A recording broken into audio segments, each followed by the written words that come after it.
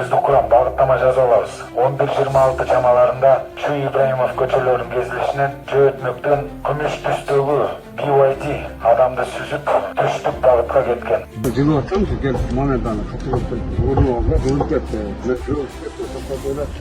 Чыккыча эле машинадан чыккыча элеки. Кыраганда велосипедин сүрөтүндай чыкты эле бир бала эметти. Жетелеп астыда мындай коштум да. Когда барат böyle жетегине палан скамейкада отургандар, жанагы бир бала деп калганда эле жакшы десе мынтип башыр эшек алып мынтип койдон анан агачып коюп